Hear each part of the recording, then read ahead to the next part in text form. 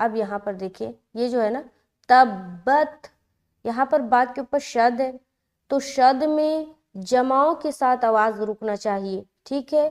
शद जो है ना, शद एक अलामत है और शद में एक किस्म की सख्ती पाई जाती है।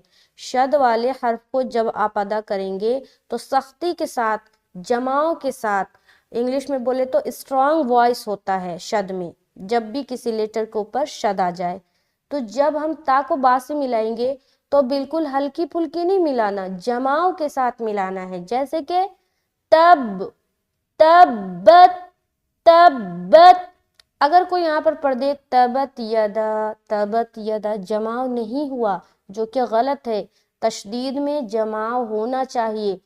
तब्बत, तब्बत, तब्बत, समझ आ रही?